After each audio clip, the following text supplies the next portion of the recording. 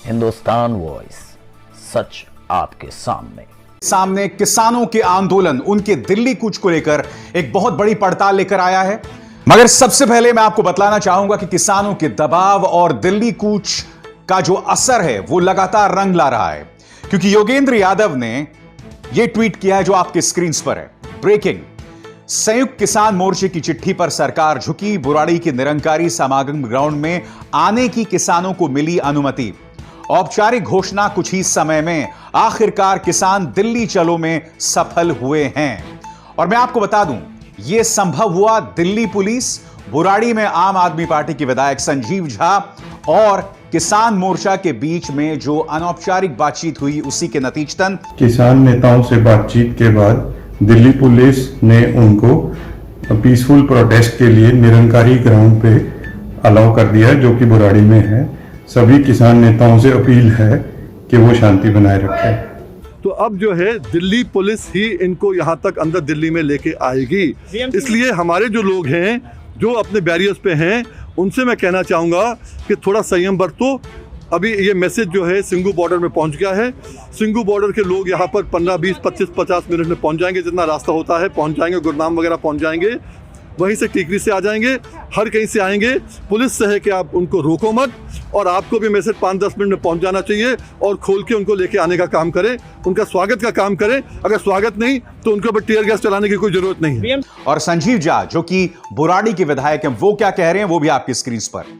बुराड़ी के नजदीक निरंकारी ग्राउंड में दिल्ली पुलिस ने किसानों को बैठने की अनुमति दे दी है। दिल्ली सरकार की पूरी कोशिश रहेगी कि आंदोलनकारी किसानों को किसी प्रकार की दिक्कत का सामना न करना पड़े। यकीनन चाहे योगेंद्र यादव हो या संजीव झा, उनके तेवर से स्पष्ट हो रहा है कि वो इस मुद्दे पर एक तरह का समझौता चाहते हैं। मगर मैं कुछ और पूछना चाहता हूं। आपकी स्क्रीन पर एक खबर, क्या आप जानते हैं अब से कुछ देर पहले दिल्ली पुलिस ने केजरीवाल सरकार से यह अनुमति मांगी थी कि दिल्ली के 9 स्टेडियम्स को जेल में बदला जाए। जेल में बदला जाए। वो किसान जो सिर्फ संवाद चाहते हैं, वो किसान जो सिर्फ बातचीत करना चाहते हैं, उन्हें जेल में ठूसने का प्रोग्राम दिल्ली पुलिस ने बना लिया था। आज यह सवाल हमें पूछना पड़ेगा कि निरंकारी ग्राउंड में अब जबकि किसान इकट्ठा होंगे, क्या निरंकारी ग्राउंड किसानों का तहरीर स्क्वायर बनने जा रहा है, किसानों का रामलीला मैदान बनने जा रहा हूं। मैं ये नहीं कहूंगा कि क्या वहां से कोई अन्ना उभर कर आएगा, नहीं साहब, क्योंकि अन्ना हजारे ने इस देश की जनता को, इस देश की सियासत को जिस तरह से मूर्ख बनाया, जिस तरह से वो मोहरा बने रहे, क्योंकि देखिए किसान तो किसी का मोहरा नहीं है, मगर अन्ना ने यह साबित कर दिया कि वो किसके मोहरे थे। खैर वो एक अलग बात है। मगर यह सवाल उठना लाजमी है कि इसके मायने क्या हैं। निरंकारी ग्राउंड में इस तरह से किसान जब इकट्ठा होंगे तो सरकार पर इस तरह का कैसा दबाव होगा? क्या यह मोदी सरकार का तहरीर स्क्वायर मोमेंट है, तहरीर स्क्वायर लम्हा है? क्या यह मोदी सरकार का रामलीला मैदान लम्हा है? क्योंकि देखिए, अगर किसानों को अनुमति ना दी जाती तो उसका विकल्प क्या होता? नंबर 1, या तो दिल्ली पुलिस को उन पर गोलीबारी करनी पड़ती उन्हें पीछे हटाने के लिए, या अत्यधिक बल प्रयोग करना पड़ता, नंबर 1। नंबर 2, या तो किसानों को पुलिस को रौंद कर दिल्ली में प्रवेश करना पड़ता। मगर अब समझौता हो गया है, नरमी बरती जा रही है। काश जिस तरह का पूरा ये ड्रामा चला था, जिस तरह से किसानों पर दबाव बनाया गया, उन पर बौछार की गई, उन पर अश्रु गैस के गोले छोड़े गए, गड्ढे खोदे गए, जो कि मैं कार्यक्रम में आपको बताने वाला हूं आगे जाके, कम से कम ये ना होता। मगर अब न्यूज क्लिक के संवाददाताओं की पड़ताल और जो तमाम जानकारी मैं इकट्ठा कर पाया हूं, उसके आधार पर मैं आपको बतलाने वाला हूं कि किसानों के लिए हालात कितने मुश्किल रहे। प्रधानमंत्री नरेंद्र मोदी जब 2013 में लोगों का वोट हासिल कर रहे थे, खासकर किसानों का, तब उन्होंने यह कहा था कि बहुत हुआ किसान पर अत्याचार, अब की बार मोदी सरकार। ये बैनर याद है ना आपको? मगर मैं आपको बतलाता हूं कि आज किसान का हौसला किस कदर बुलंद है, वो किसान जिसे बदनाम किया जा रहा है। सुनिए ये किसान किस तरह से प्रधानमंत्री नरेंद्र मोदी से सीधी अपील कर रहा है, और उसकी मांग भी बहुत स्पष्ट है कि मिनिमम सपोर्ट प्राइस को कानून का हिस्सा बनाइए, आश्वासन दीजिए लिखित में। वो और कुछ मांग नहीं कर रहा है मोदी जी, सुनिए इसकी बात। यही कह रहे थे ना, ये बड़ा बैरियर टूटेगा नहीं किसानों से, तोड़ दिया देख ले आके, और अब दिल्ली आ रहे हैं, और अब पंजाब से भी लाखों किसान चल चुका है। 50,000 किसान ये है आज तेरी सीएम सिटी में। आज तेरी सीएम सिटी में 50,000 किसान ने तोड़ दिया पहले, और दिल्ली आ रहे हैं। अभी भी समय है शाम तक का, कल सुबह तक का। अभी भी तीनों काले कानून वापस ले ले, उसमें एक लाइन ऐड कर दे कि एमएसपी की गारंटी का कानून बना दे। अभी भी समय है, नहीं तो ये किसान या तो गोली मार ले इनका, या तो गोली मार ले, नहीं तो और कोई तरीके से ये रुक ही नहीं सकते, चाहे कुछ भी कर ले। तो सुना आपने, आज इसी तरह के किसान कई तरह की समस्या लेकर कूच कर रहे हैं दिल्ली की तरफ। उन्हें रोका जा रहा है, रास्ते में गड्ढे तक खोदे जा रहे हैं, और ये गड्ढे कोई और नहीं, पुलिस खोद रही है। अब इस पिता और बेटे की बात सुनिए। इनकी पत्नी जो है इस वक्त अस्पताल में, मगर बावजूद इसके ये कूच कर पड़े हैं दिल्ली की तरफ। न्यूज क्लिक के हमारे संवाददाताओं ने इनसे बात की, क्या कह रहा है ये शख्स, आप खुद सुनिए। सर, हम ये बात बताना चाहते हैं कि जब हम मोदी सरकार से ये टक्कर लगा रखी है ना, हम मेड़ के ही चलेंगे। हमारी गुड़िया 2 दिन की है सिर्फ, मेरे डैडी और मैं, हमारा ट्रैक्टर आया है, 2 ट्रैक्टर आए हमारे, ठीक है। ये बात बता रहे हो, हॉस्पिटल में मेरी मान लो वाइफ है, वो हॉस्पिटल में एडमिट है मानसा में, बेटली नर्स है, उसके पास है 2 दिन की मेरी बच्ची है। हम फिर भी मोदी सरकार से टक्कर लेने के लिए आ रहे हैं, उसको हॉस्पिटल छुट्टी दवाए कोई ना दवाए।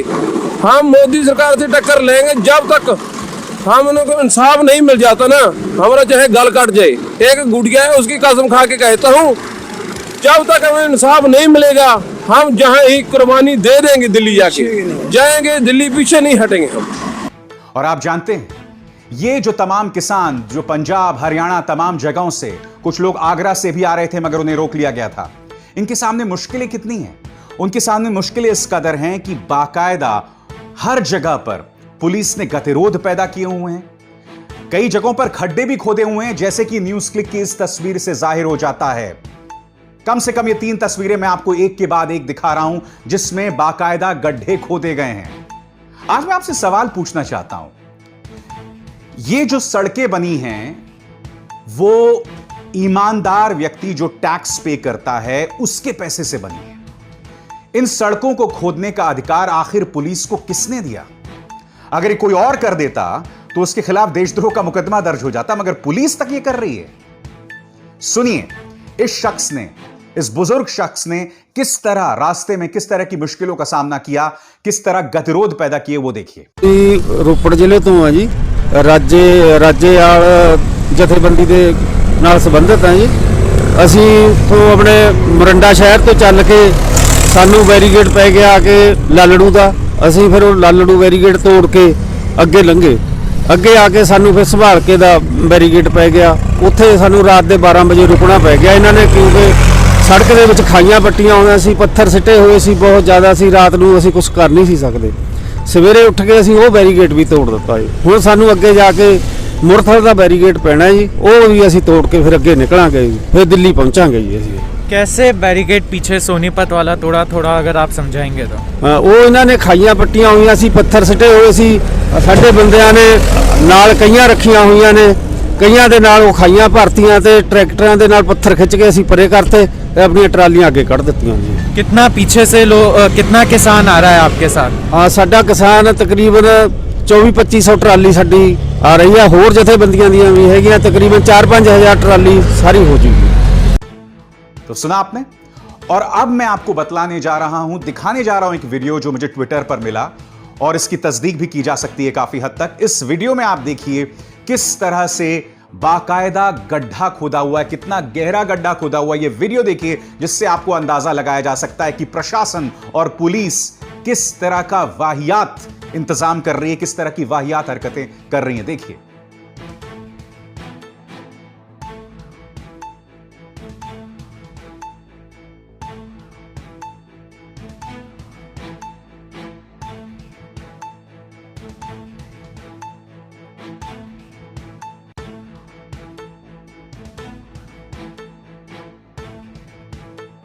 मगर गतिरोध सिर्फ ये नहीं है किसानों के सामने कि अवरुद्ध पैदा कर दिए गए या गड्ढे खोद दिए गए, नहीं। ये वीडियो देखिए, न्यूज क्लिक का ये वीडियो है। इस वीडियो में आप देखिए किसान किस तरह से बाकायदा रस्सी से बांध के अवरोध को हटा रहे हैं। जो रास्ते में रोड़े उनके अटकाए गए हैं उन्हें हटा रहे हैं बाकायदा शांतिपूर्ण तरीके से। मगर मैं आपको बतलाना चाहता हूं कि सरकार और उसका प्रचार तंत्र किस तरह से उनको टारगेट कर रहा है। मैं आपको पूरी जिम्मेदारी के साथ बता सकता हूं कि न्यूज चैनल से कहा गया है कि सभी न्यूज चैनल्स ये डिबेट करें कि इन किसानों को किसने भड़काया। सबका जो तेवर है वही है और कई न्यूज चैनल्स लगातार कई लक्ष्मण रेखाएं पार कर रहे हैं। मसलन टीवी 9 देखिए, खालिस्तान के निशाने पर अन्नदाता पंजाब हरियाणा के किसानों को खालिस्तान ने मोहरा बनाया। यानी कि अगर ये लोग हड़ताल कर रहे हैं, अपनी मांग कर रहे हैं, दिल्ली का कूच कर रहे हैं, तो आप उन्हें खालिस्तानी बता दो, खालिस्तान का मोहरा बता दो। मुझे बहुत खुशी हुई कि इनके रिपोर्टर्स को एक जगह पर किसानों ने घेरा और उनसे कहा कि आप आखिर हमारे बारे में इतना गंदा प्रचार क्यों कर रहे हैं, हमने आखिर आपका क्या बिगाड़ा है।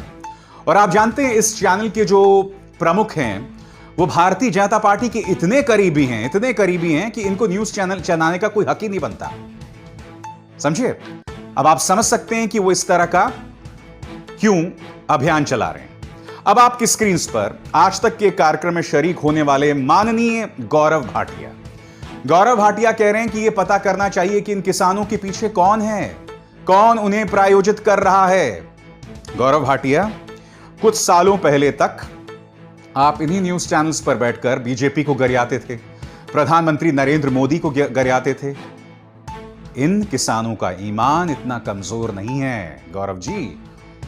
हम अक्सर अपने निगाह से, अपने नजरिए से सबको देखते हैं। गौरव जी को भी शायद यही बीमारी है। आज जिस भारतीय जनता पार्टी की तारीफ आप करते हैं, कल आप उन्हें, परसों तक या कल तक आप उन्हें गाली देने से नहीं चूकते थे, नहीं कतराते थे। कृपया किसानों को बदनाम मत कीजिए। आगे देखिए, CNN News 18, दिल्ली चलो war cry, who is misleading farmers. किसानों को कौन गुमराह कर रहा है। अब देखिए, यहां पर किसानों का प्रदर्शन प्रायोजित है। फार्मर्स फर्स्ट पर ट्वीट करें।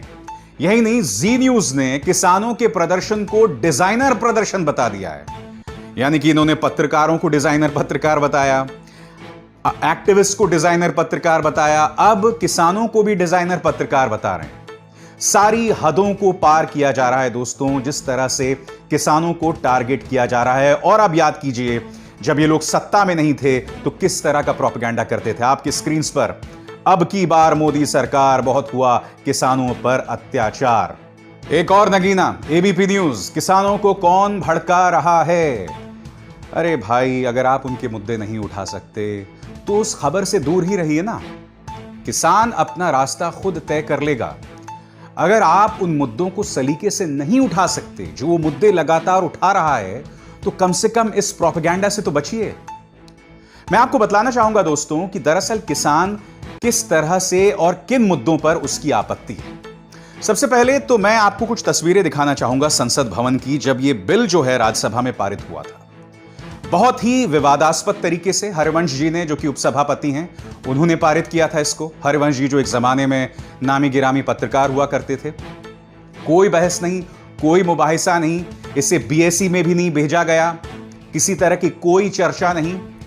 और जब ये बिल्स लाए जा रहे थे, जो स्टेक होल्डर्स थे यानी किसानों की संस्थाएं, उनसे बात नहीं की गई। बावजूद इसकर ये 3 बिल्स थोप दिए गए। और ये 3 बिल्स क्या हैं, और इनमें 2 बिल्स पर बुनियादी तौर पर किसानों को आपत्ति है, जो आप सुन भी चुके हैं कार्यक्रम की शुरुआत में। वो 3 बिल्स क्या हैं आपकी स्क्रीन पर। The farmers empowerment and protection agreement on price assurance and farm services. इसे किसान कहते हैं एमएसपी हटाओ, मंडियों को खत्म करने से जुड़ा कानून। दूसरा, farming produce trade and commerce bill 2020। और तीसरा, the essentials commodities amendment bill 2020, यानी अनिवार्य वस्तु नियम में संशोधन जो किया गया है। और इसके जरिए किसान का मानना है कि बेहिसाब जमाखोरी की जाएगी, काला बाजारी की एक तरह से छूट मिल जाएगी, और किसानों को इसका क्या नुकसान होने वाला है। अब मैं आपको एक एक करके बताने वाला हूं कि दरअसल किसानों को क्या दिक्कत है। सबसे पहले जो तीसरा कानून है जिसका अभी मैंने जिक्र किया, देखिए इस तीसरे कानून के हिसाब से सरकार यह कहती है कि अब व्यापारी जितनी भी जमाखोरी करना चाहे, किसान जो उत्पाद लेकर आता है, जो चीज लेकर आता है, उसकी बेहिसाब वो जमाखोरी कर सकता है। क्यों? क्योंकि सरकार का मानना है कि इससे व्यापारी किसान को मुंह मांगा दाम दे सकता है। मगर ऐसा होता है क्या? आप किसान से पूछिए, वो किसान जो अपनी मेहनत से धान गेहूं उगाता है, फसल उगाता है, उससे आप पूछिए। हकीकत यह है दोस्तों कि जब भी मुनाफा होता है, फायदा होता है, तो वो बढ़े हुए दाम जो हैं व्यापारी की जेब में जाते हैं, और जब भी नुकसान होता है तो वो जो है किसान को अपनी जेब से भरना पड़ता है। ये हमारी व्यवस्था है। लिहाजा सरकार जो कह रही है कि बेहिसाब जमाखोरी करें क्योंकि इसके जरिए किसान को फायदा होगा, किसान को दरअसल इस बात पर आपत्ति है। और यही नहीं, देखिए, जमाखोरी या उत्पादों का स्टॉक कौन कर सकता है? कौन कर सकता है बताइए? वो जिसके पास बेहिसाब पैसा हो, जिसके पास कोल्ड स्टोरेज हो। और ये किसके पास होगा? धन्ना सेठों के पास। यानी कि एक तरह से कहा जा सकता है कि जमाखोरी और ये तमाम चीजों में कहीं ना कहीं जो धन्ना सेठ हैं, बड़े बड़े उद्योगों का पिछले दरवाजे से प्रवेश करने की कोशिश की जा रही है। हकीकत यह है दोस्तों। अब बात करते हैं दूसरे पहलू पर, यानी कि किसान जो लगातार कह रहा है कि हमें लिखित में दीजिए कि आप हमें मिनिमम सपोर्ट प्राइस यानी कि न्यूनतम समर्थन मूल्य देंगे। और इससे जुड़ा हुआ है मंडियों का मुद्दा। जी हां, मंडी। योगेंद्र यादव जो कि कृषि मामलों के जानकार भी हैं, उन्होंने कहा है कि देखिए, आखिर सरकारें जो मंडियां हैं जहां किसान अपना उत्पाद लेके जाता है, उसे सुधारती क्यों नहीं? सुधारना तो बहुत दूर की बात है दोस्तों। कई जगहों पर यह हो रहा है कि उन तमाम मंडियों को बंद कर दिया गया है। कई जगहों पर ये मंडियां उपलब्ध ही नहीं है। सुधार तो बहुत दूर की बात है। अब सरकार कर क्या रही है? अपने इस कानून के जरिए निजी मंडियों यानी प्राइवेट मंडियों को बढ़ावा दे रही है। अब अगर किसान के पास विकल्प हो प्राइवेट मंडी का और सरकारी मंडी का, वो किसके पास जाएगा? सरकारी मंडी के अंदर उसे अक्सर टैक्स देना पड़ता है, 4%, 5%, मगर निजी मंडियों में किसी तरह का कोई टैक्स नहीं है। अब जाहिर सी बात है कि किसान जो है सरकारी मंडियों को छोड़ के निजी मंडियों यानी प्राइवेट मंडियों की तरफ जाएगा। कुछ दिनों में क्या होगा, और इस बात को बहुत तफसील से योगेंद्र यादव बता रहे थे कि कुछ दिनों के बाद क्या होगा कि तमाम जो सरकारी मंडियां हैं वो बंद हो जाएंगी, वो खत्म हो जाएंगी। फिर किसान को न्यूनतम समर्थन मूल्य नहीं मिलेगा अगर उसकी फसल बर्बाद हो गई या अगर उसकी गुणवत्ता, उसकी क्वालिटी ठीक नहीं होगी। क्योंकि इस वक्त कानून में कहीं पर भी लिखित में नहीं है कि किसान को न्यूनतम समर्थन मूल्य मिलेगा इन निजी मंडियों में। किसान इसी बात की तो मांग कर रहा है। तो सरकार आखिर इससे क्यों कतरा रही है? सरकार आखिर इससे क्यों बच रही है? उल्टा सरकार उन किसानों को बदनाम कर रही है, उनके खिलाफ प्रोपेगेंडा चला रही है। मगर हमने न्यूज़ क्लिक में अपने तमाम संवाददाताओं के जरिए आपके सामने हकीकत लाने का प्रयास किया। और एक बार फिर मैं अपने किसान बंधुओं से अपील करना चाहूंगा। मैं जानता हूं कि तमाम मुश्किलों का सामना करते हुए आप पंजाब, हरियाणा और तमाम जगहों से दिल्ली का कूच कर रहे हैं, दिल्ली का रुख कर रहे हैं। मगर मेरी आपसे फिर अपील कि इस आंदोलन को, इस कूच को हिंसात्मक ना बनाएं, किसी भी सूरत में हिंसा का रास्ता ना अख्तियार करें, क्योंकि गांधी से लेकर मंडेला तक सभी ने सत्याग्रह और अहिंसा का ही सहारा लिया है। यही बात आपको ध्यान में रखनी होगी। तो बोल के लब आजाद है तेरे में बस इतना ही। मेरी आप सबसे अपील कि इस कार्यक्रम को ज्यादा से ज्यादा लोगों तक पहुंचाएं, क्योंकि अभी इस बिल को लेकर कई तरह की दुविधाएं, कई तरह की गलत धारणाएं लोगों के मन में हैं, जिसे हमें दूर करने की जरूरत है। अभिसार शर्मा को दीजिए इजाजत। नमस्कार। हिंदुस्तान वॉइस, सच आपके सामने।